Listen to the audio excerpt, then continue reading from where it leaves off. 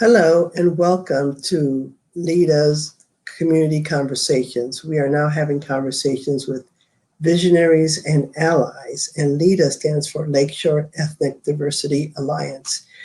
We've been doing these since June of last year after George Floyd's death. I wanted to have a place to really highlight people in our communities and around the state that are really doing amazing things and who usually don't get heard from or aren't paid attention to, mainly in many cases because we are all BIPOC, Black, Indigenous, and people of color. But we have so much talent here that I wanted to have as my guests people who are able to really do amazing things. And we'll also have allies on our show every now and then as well. So my guest today is, I consider both a visionary and an ally. I'm going to bring her on.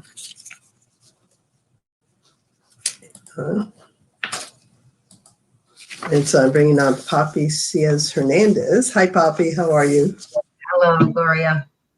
So Poppy, for more than 20 years, her work of strategic change management has been at the intersection of public health, education, and community development, and all regarding youth and families. She has an AA from College of Marion, a Bachelor of Arts from UC Berkeley, and an MA from Western Michigan University.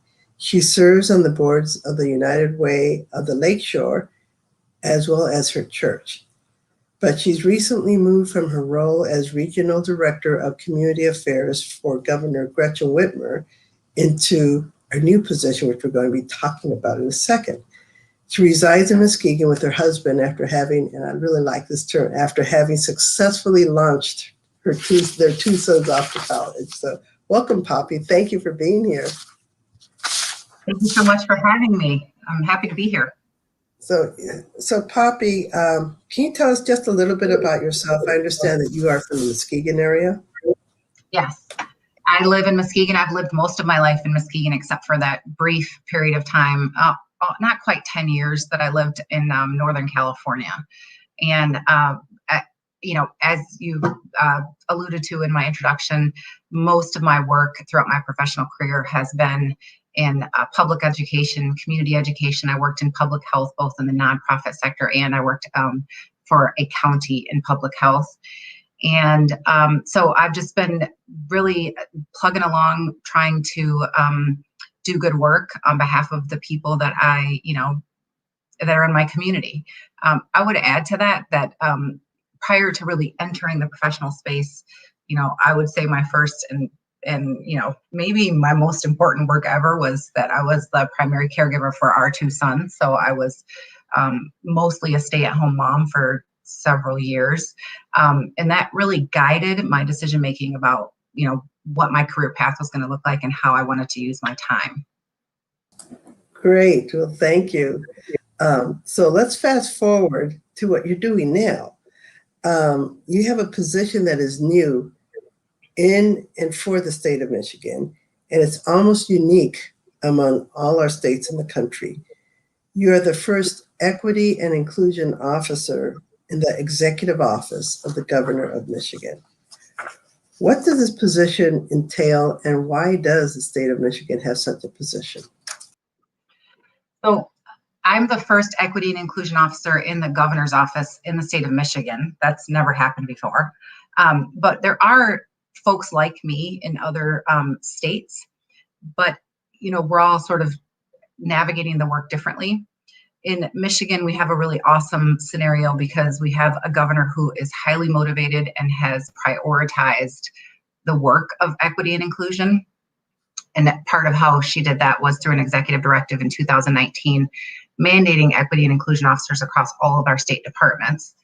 And that executive directive was largely around driving compliance for anti-discriminatory practices in the workplace. And so that was in place in 2019. And then at the end of last year, when we were sort of, thinking about what the new normal was going to look like and taking all of the learning from how the pandemic impacted our state, the governor made the decision to create an equity and inclusion officer in the executive office and to help sort of drive diversity, equity, and inclusion work across the state departments, working closely with those other equity and inclusion officers. So it's pretty awesome work. I will say that, like, that's a really simple way to describe it. But, you know, every day I just encounter just countless opportunities to drive really good and meaningful change across the state of Michigan. We have some really awesome resources in our state department. So every state department has an equity and inclusion officer. I'll just put a little plug out for your viewing audience that if anyone is interested in coming to work with me at the state of Michigan, we are posting positions pretty regularly for these EIOs because we are in the process of really building capacity around core competency and expertise in DEI work. And so many of the departments are pretty much stepping up to the challenge and creating entire new positions for these equity and inclusion officers. So I think we just finished posting, there was a post up for a new equity and inclusion officer at the Michigan Department of Education. There was one at Laura posted, one for the Department of Veterans Affairs. I mean, there's going to be more. Department of Corrections, our DIFS department.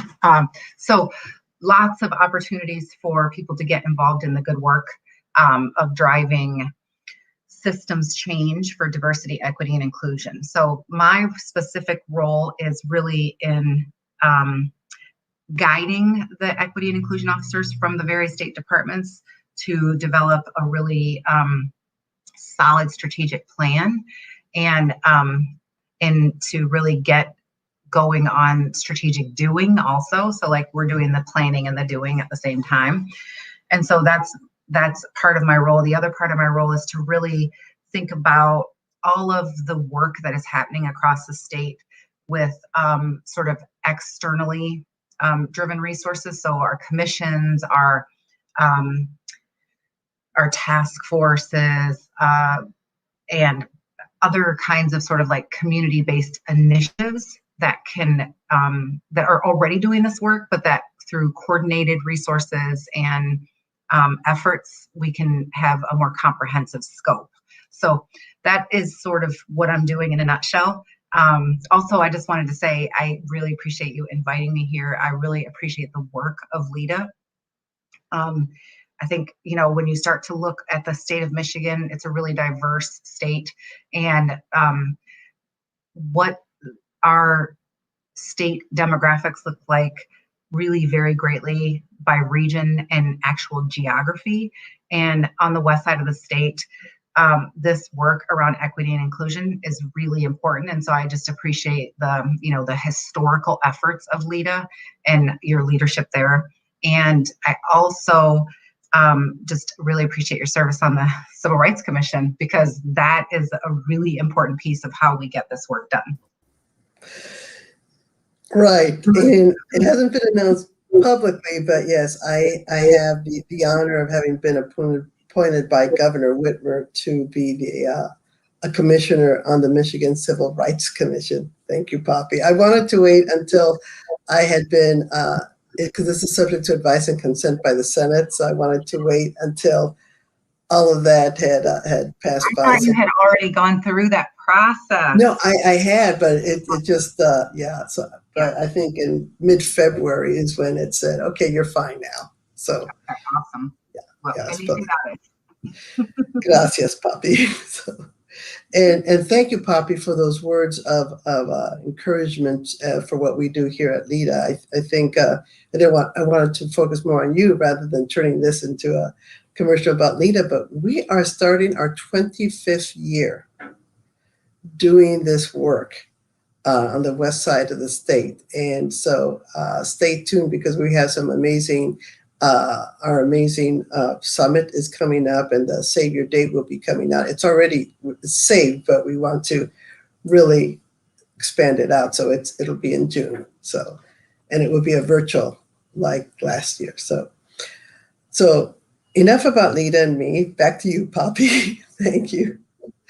Can you give us some examples of what you found without getting too graphic, or why a diversity and inclusion officer is needed across the state?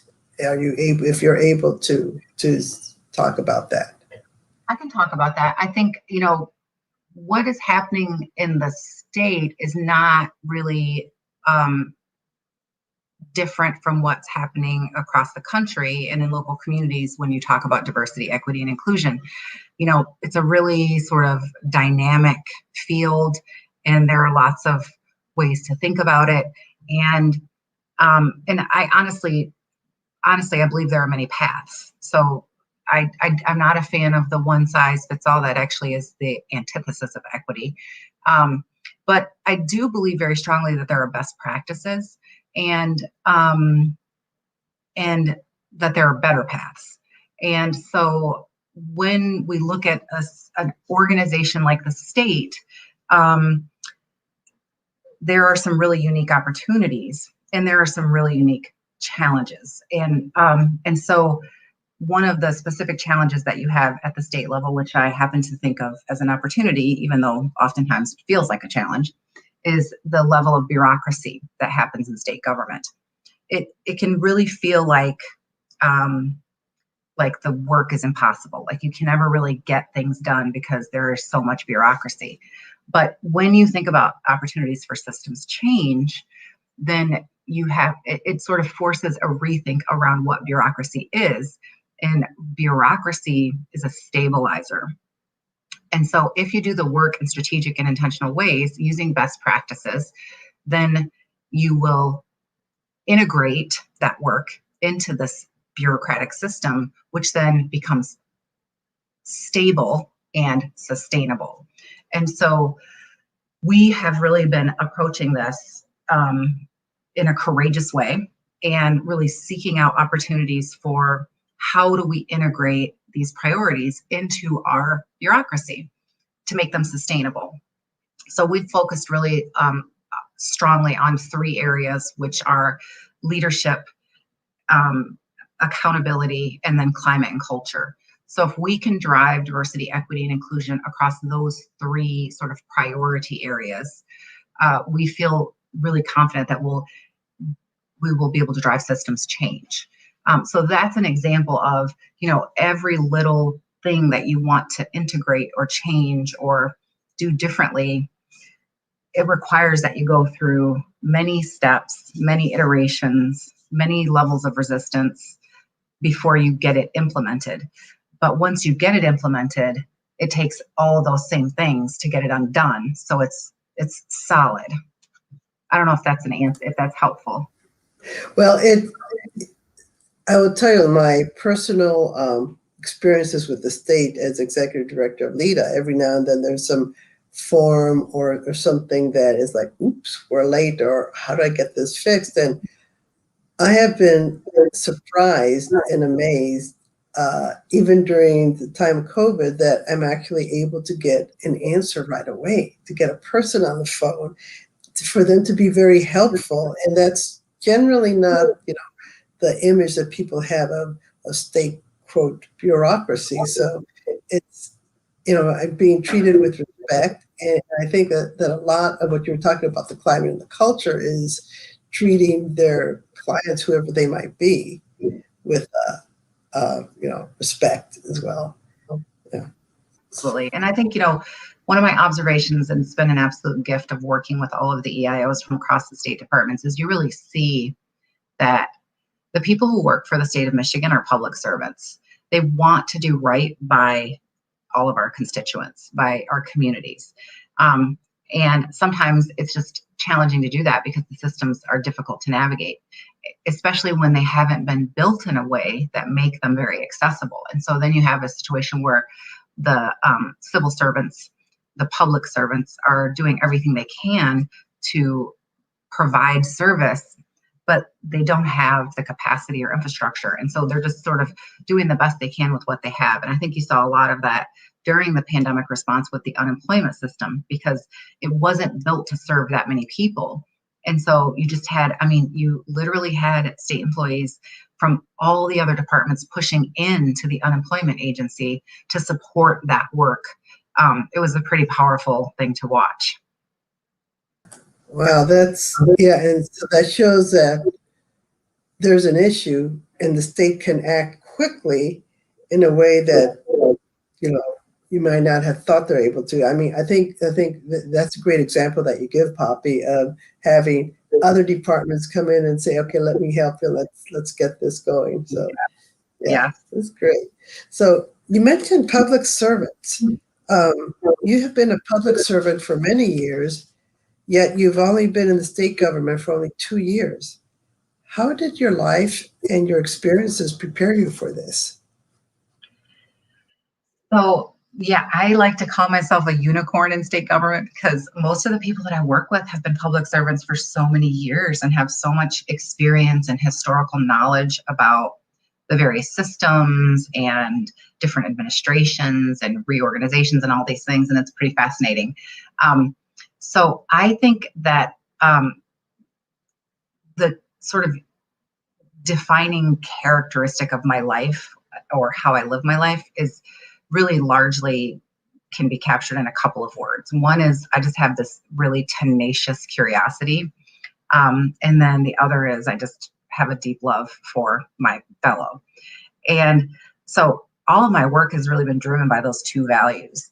And so each sort of place that I've worked has really been about, I'm just really curious about how this works and how I can serve in that system. So my early days, my very first professional job out of college, actually it was my second, but the first moving in this trajectory was at Planned Parenthood, which was a nonprofit, and it was in Grand Rapids. I worked in Grand Rapids, and I loved the work there. I loved learning about the people. I loved learning about the organization and how they carried out their mission. I loved understanding the systems that sort of that nonprofit was a part of. And so for me, the sort of, I would say, thread that follows through my whole career path has really been largely around, I didn't realize it, but what I was really curious about was systems. And so sort of an interesting example about this is that my philosophy about how systems work in our lives is that most of us perform based on the systems that we're born into. And it's a really interesting phenomenon because most of us don't think about ourselves as being part of a system. And so I think about it, I've used this example over and over of a stream or the current in a stream, and how most of us just sort of are carried in a current, and our life outcomes and our trajectory is very much impacted by that current.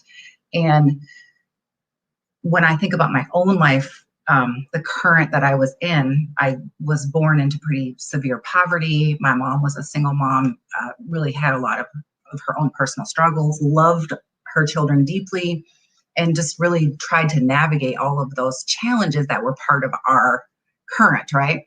And if I had stayed in that current, my life trajectory would look very differently. But because my mother made some really strategic decisions about us, her children, and it sort of pulled us from that current, that's one way to look at it, the current that we were in, and it pushed us into a different current, which resulted in having a really high quality education.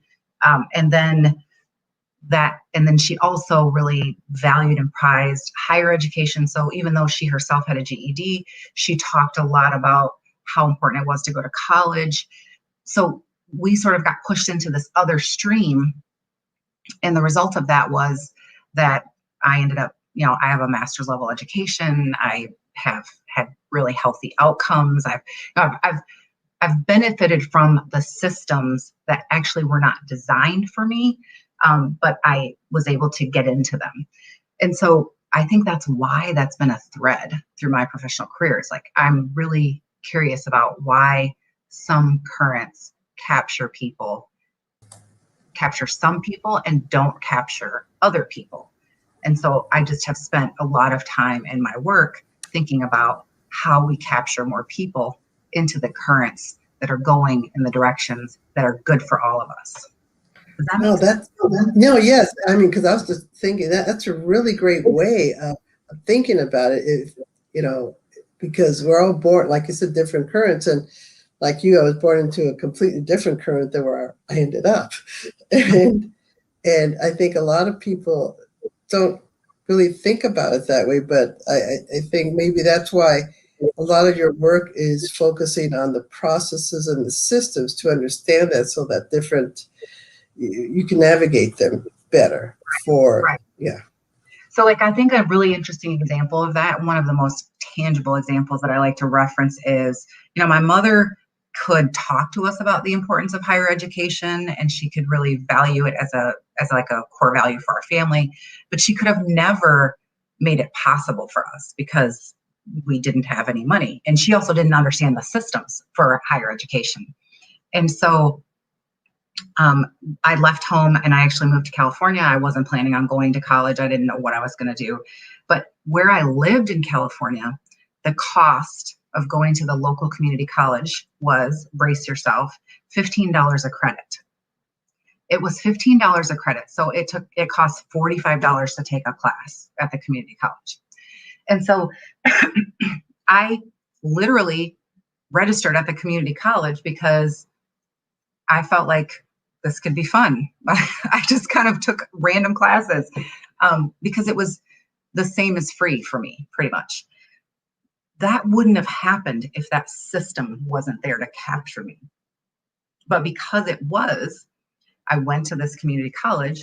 I took tons of classes that really sort of got me college ready, which then enabled me to go to one of the top universities in the country, I would argue, the world. But Berkeley is not possible without a community college.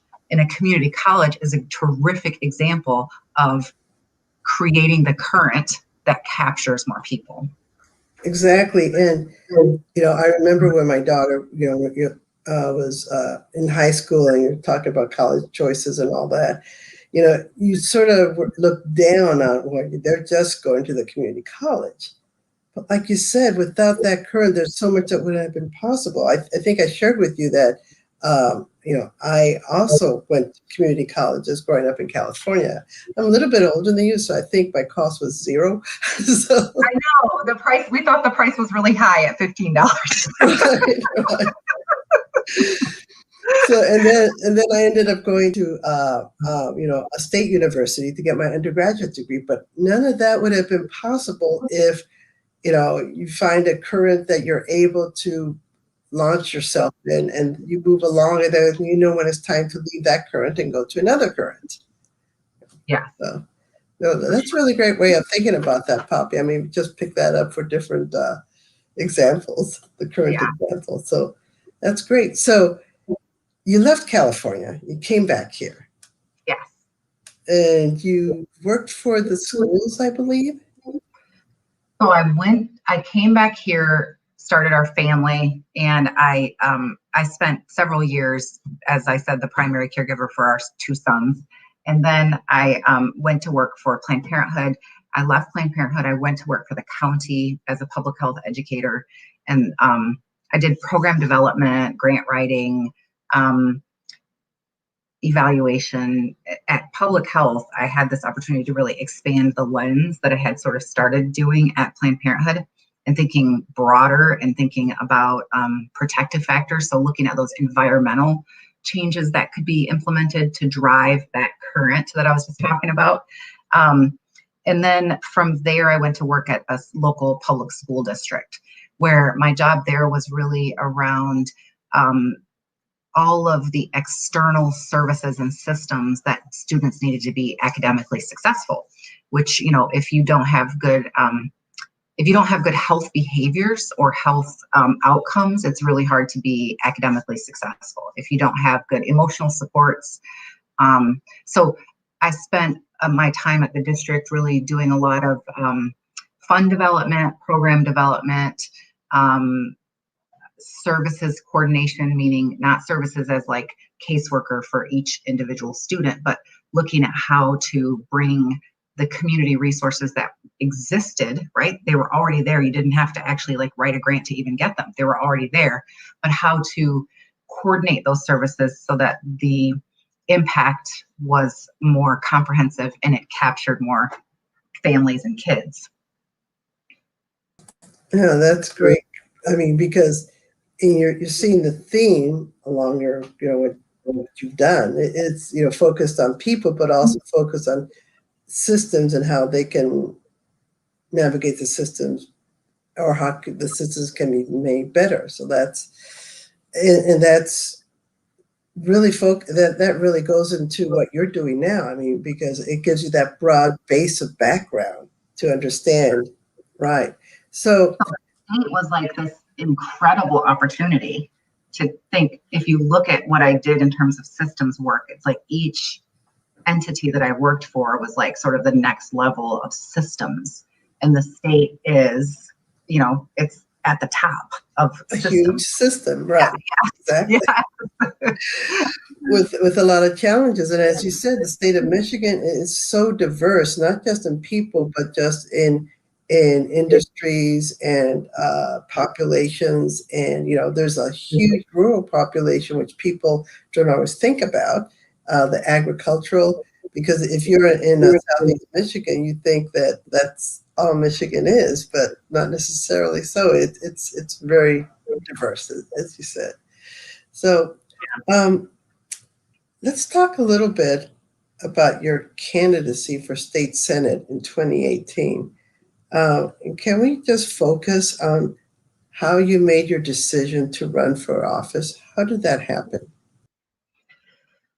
So what is interesting to me about that experience is that, it was such a politicized experience, but for me, it that's not really the lens that I saw it through. When you run for office in this country, you have to pick a party, and that's important. But what was sort of a pretty constant theme for me during the whole process was that, in all my years of public service prior to that experience, no one ever cared about what party I belonged to. They wanted to know if I could help them. And if there were resources that were needed, and if I could help navigate getting access to those resources, or they didn't care what my party was.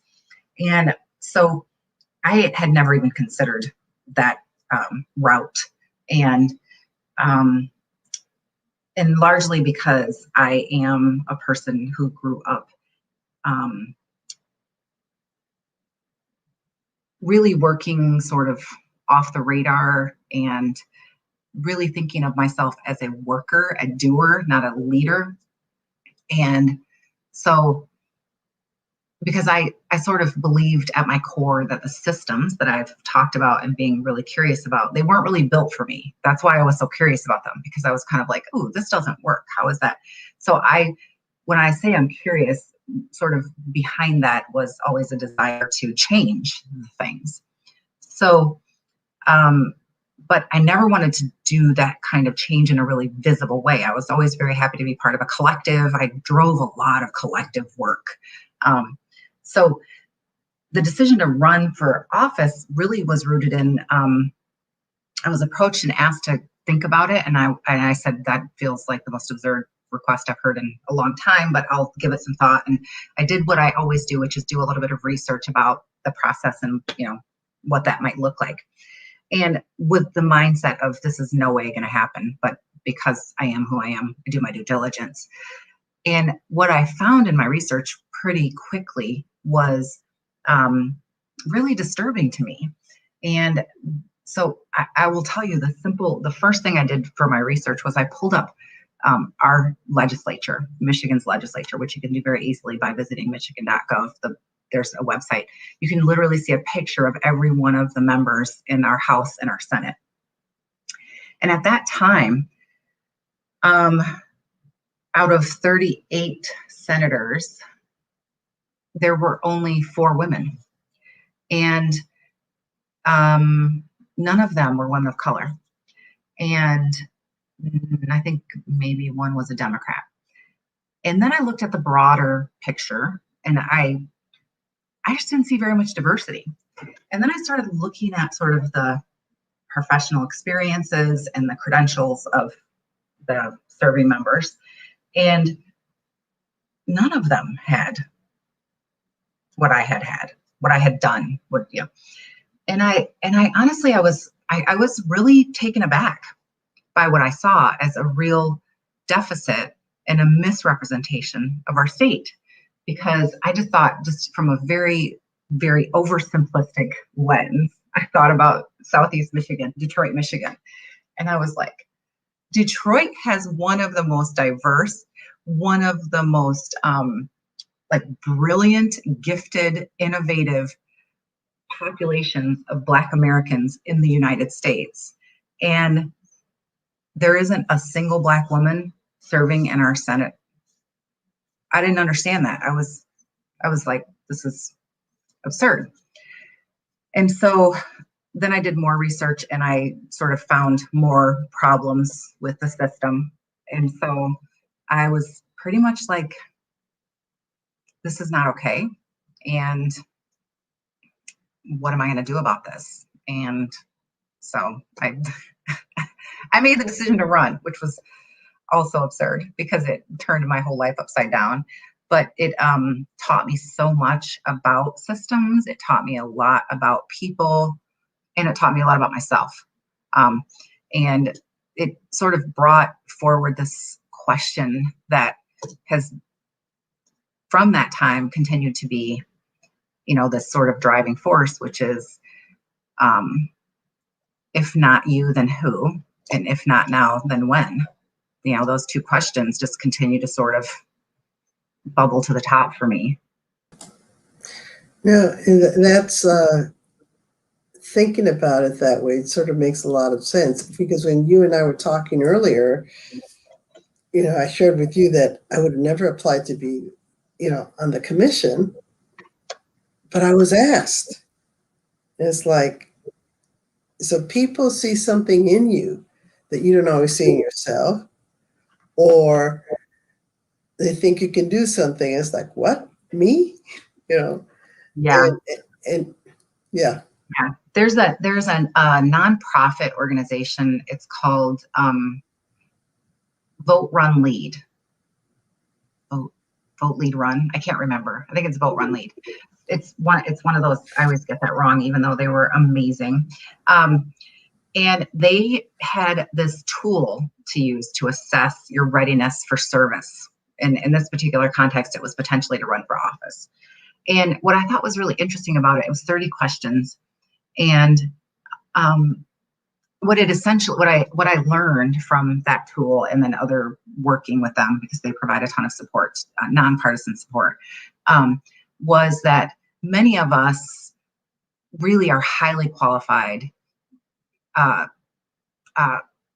highly competent, credentialed, have this wealth of lived experience in ways that are really important and could inform some solid quality good work, whether it's in an elected role or an appointed role. But we don't see ourselves in those roles. We see ourselves as the workers, right? Like I described my experience.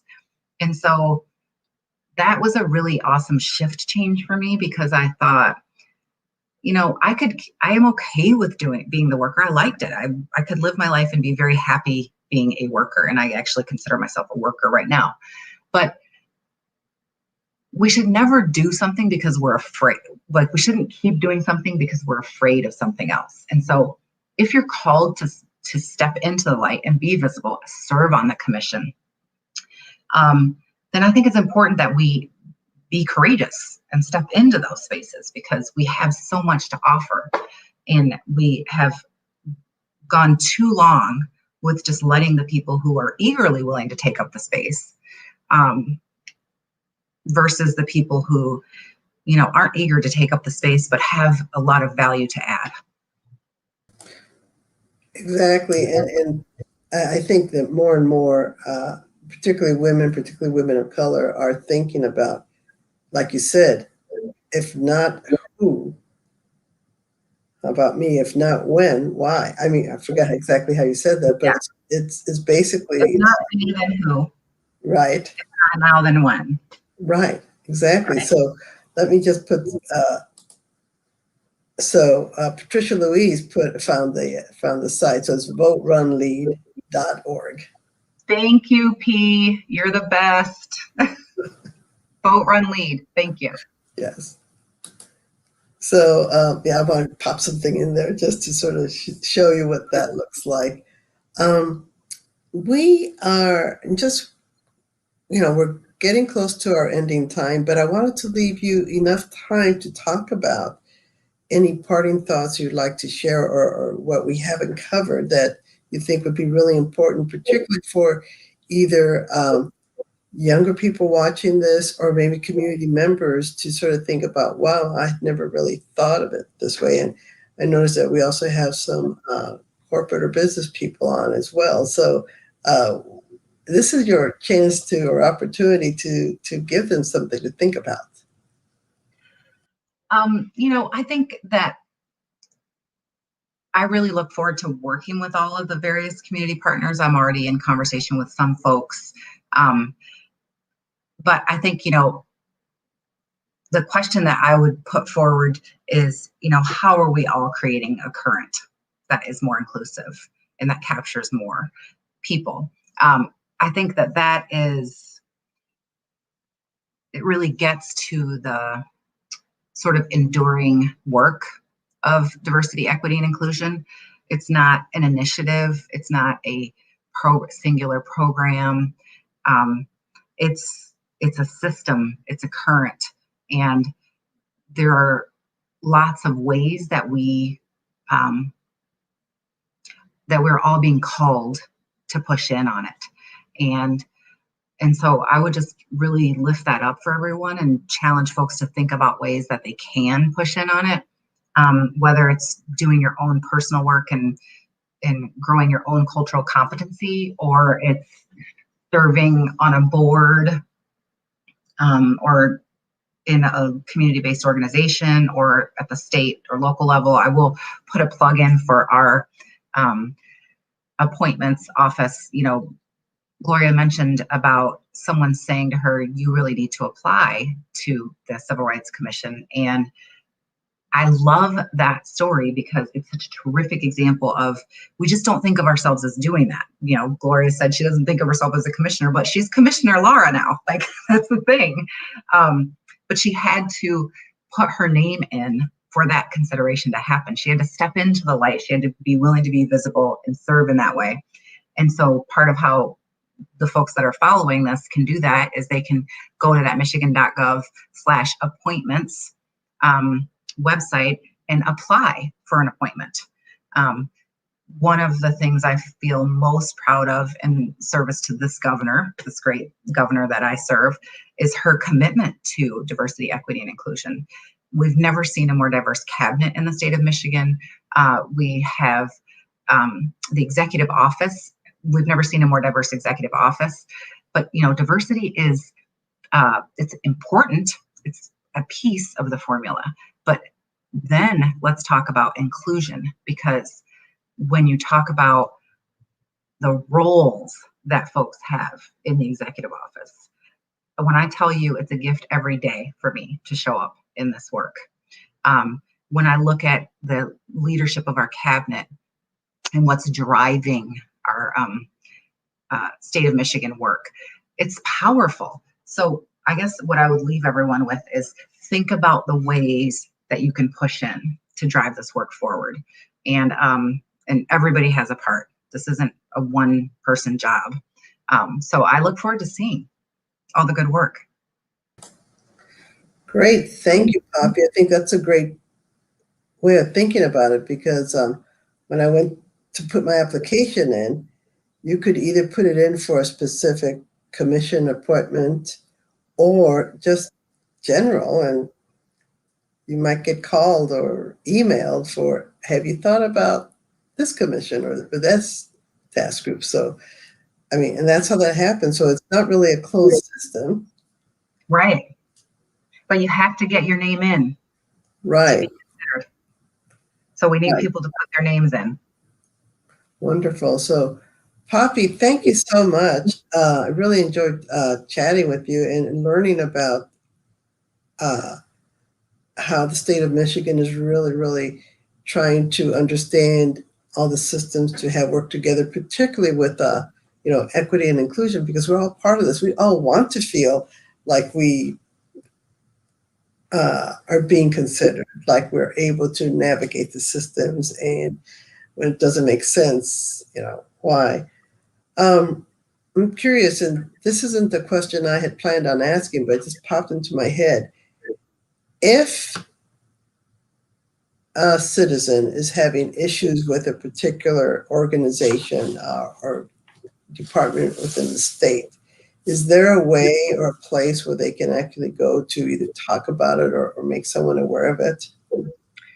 So yeah, there is. So I want to just be clear about what you're asking. Are you asking if a constituent is having concerns with like a compliance issue or a discrimination issue?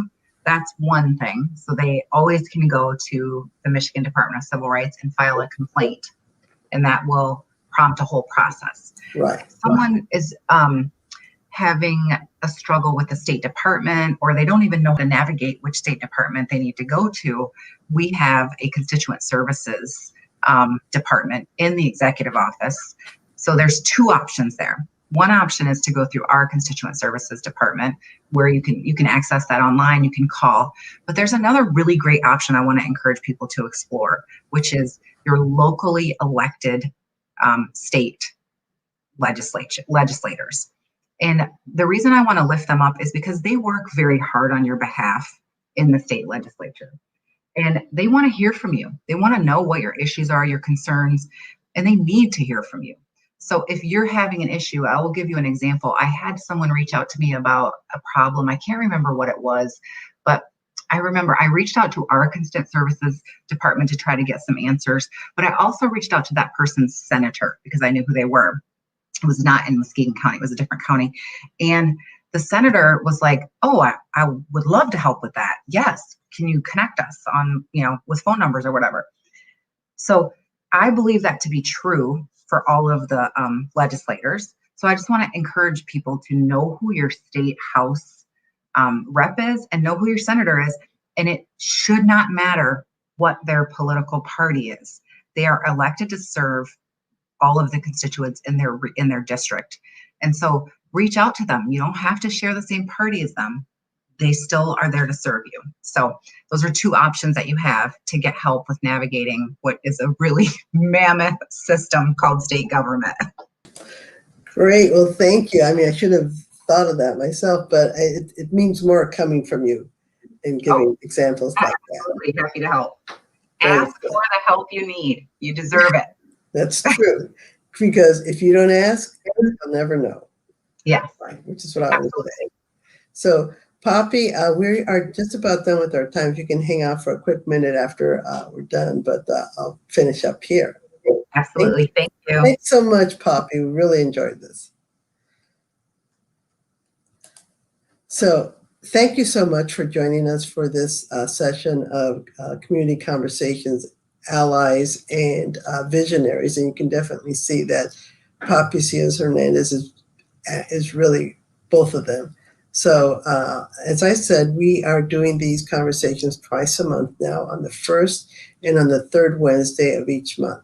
So we're lining up our next few people to talk about, and I'm trying to get interesting people. I mean, everyone's interesting, but people that are doing interesting things in areas and locations that you would never think of.